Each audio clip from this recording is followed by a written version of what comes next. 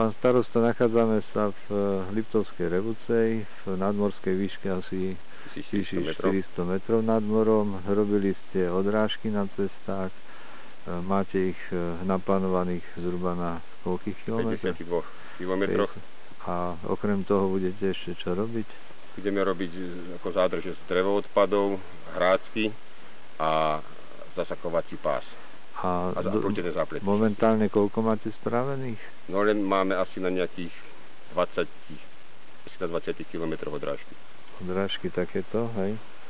Znamená, že tu na každých 30, 50 až 100 metrov sú odrážky podľa sklonu.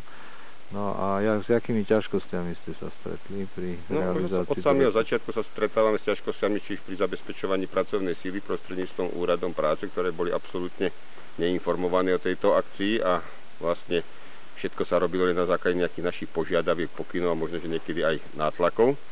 No a ďalšia vec je dodávka dreva, kde lesný závod, alebo respektíve podnik štátnej lesy Slovenskej republiky nejakým spôsobom nedodržali pôvodný sľub, že budú vychádzať v ústretí s dodávkou dreva a dneska nedodávajú ani oproti dohodám, zmluvám, alebo respektíve keď dodávajú, tak tieto lehoty sú obťažné a pri tých lehotách, ktoré oni sú schopní zabezpečiť toto drevo, by sme opatrenia nikdy neurobili a preto zhotoviteľ momentálne vozí drevo až z okresu Martin.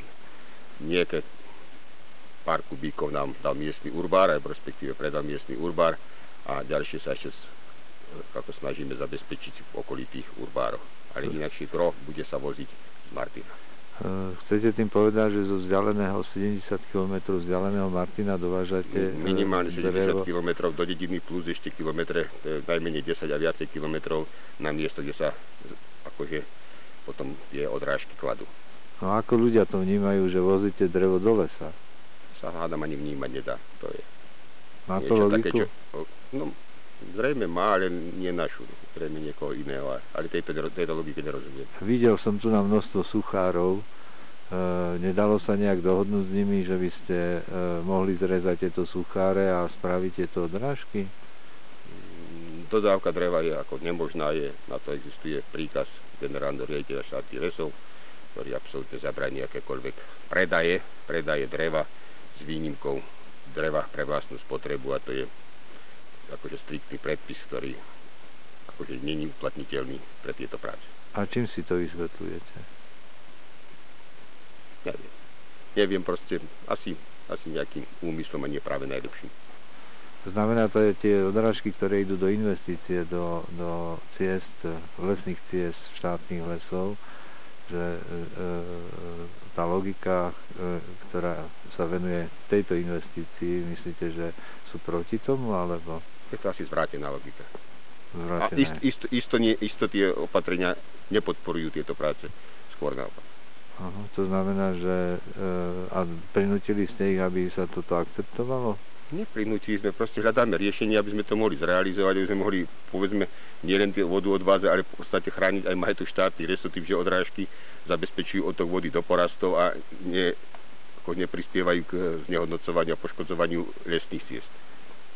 To znamená, že investícia do majetku štátnych lesov, robíte to vy ako obec? V podstate proti vôli štátnych lesov.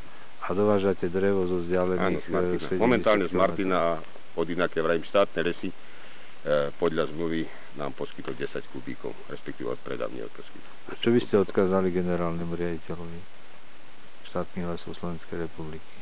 Že každé konanie by malo mať naozaj logiku, aj takú logiku, ktorá akože prospieva veciam a nie veciam škodí. Aha, dobre, ďakujem pekne.